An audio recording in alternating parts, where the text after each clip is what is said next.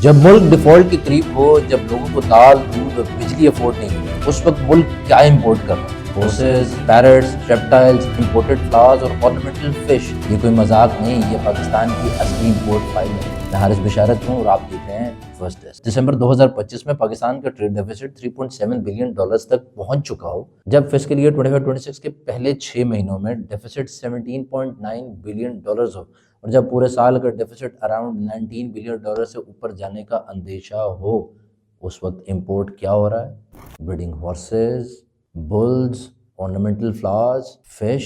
یہ کوئی مذاق نہیں، یہ گورنمنٹ کی 2025 کی رپورٹ ہے۔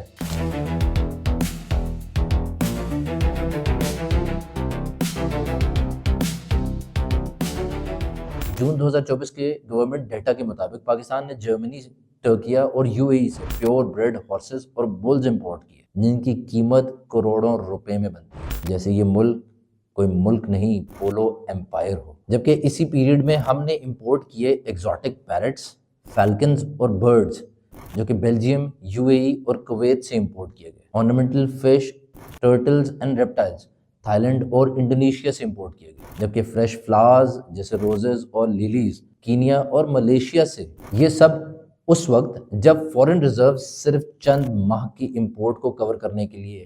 اب سوال یہ پیدا ہوتا ہے، کیا یہ سب عوام خرید رہی ہے یا ایلیٹ کی ڈرائنگ رومز، پرائیویٹ فارمز اور لگژری سپیسز کے لیے ہے؟ دیکھیے، پاکستان کا ٹریڈ ڈیفیسٹ صرف نمبرز کا مسئلہ نہیں ہے، یہ سوچ کا مسئلہ ہے۔ جولائی ٹو دسمبر فسکل ایئر 25-26 میں پاکستان کی ایکسپورٹس 8.7% گر کر صرف 15.8 بلین ڈالرز رہ گئی، جبکہ امپورٹس 11.3% تک بڑھ گئی۔ ٹیکسٹائلز اور agriculture exports energy crisis, high cost اور ویک انفراسٹرکچر کی وجہ سے پہلے ہی گر رہی ہیں، جبکہ امپورٹس کا بڑا حصہ پیٹرول اور مشینری پر بھی ضرور خرچ ہو رہا ہے، لیکن ساتھ ہی نان اسینشلز اور لگژری آئٹمز بھی امپورٹ ہو رہے ہیں۔ آفیشیل ڈیٹا کے مطابق پاکستان امپورٹ کر رہا ہے لگژری سنیکس، کاسمیٹکس، فلیورڈ چیز، بٹر اور یوگرٹ، جو کہ یورپ سے امپورٹ کیا جاتا ہے، جبکہ پام آئل اور ٹی بلین ڈالر اسکیل پر، جبکہ اس کے لوکل سبسٹیٹیوٹس موجود ہیں۔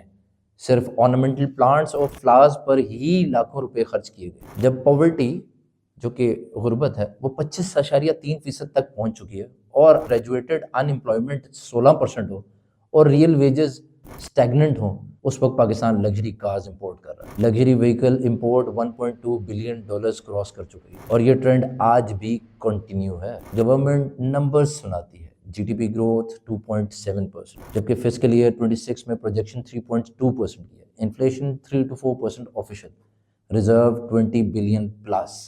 لیکن اسٹرکچرل ریالٹی یہ ہے، گروتھ پاپولیشن سے کم ہے۔ اکانومی کو سٹیبلائز کرنے کے لیے 7% اینول گروتھ چاہیے۔ کرپشن اور ان ایفیشنسی 6% جی ڈی پی کھا جاتی ہے۔ آئی ایم ایف خود کہتا ہے ریکوری فریجائل ہے، اور ایک اور نیئر ڈیفالٹ کا رسک موجود ہے۔ المیہ یہ ہے کہ آئی ایم ایف کے پیسوں سے ریزروز بنتے تو ہیں، اور پھر وہی ریزروز لگژری امپورٹس پر خرچ کر دیے جاتے ہیں۔ یہ ہے austerity for public and luxury for elite model. اب سوال یہ ہے، کیا یہ روکا جا سکتا ہے؟ ہاں، پاکستان کے پاس آلٹرنیٹیوز موجود ہیں۔ پام آئل کے بجائے ہم مسٹرڈ اور سن فلاور آئل یوز کر سکتے ہیں۔ ناردرن ایریاز میں ٹی کلٹیویشن فیزیبل ہے۔ لوکل ڈیری اور فوڈ پروسیسنگ انڈسٹری جو ہے وہ بہت کیپیبل ہے، آپ کو صرف اس کو موقع دینا ہے۔ مسئلہ کیپیسٹی کا نہیں ہے، پالیسی کیپچر کا ہے۔ جب تک پالیسی ایلیٹ کنزمپشن سے نکل کر پروڈکشن اور ایکسپورٹ کی طرف شفٹ نہیں ہوتی، یہ صرف ٹریڈ ڈیفیسٹ ہی نہیں رہے گا، یہ نیشنل سیکیورٹی رسک بن جائے گا۔ اگر پالیسی بورڈز باقی ملک کے لیے کام کر رہے ہیں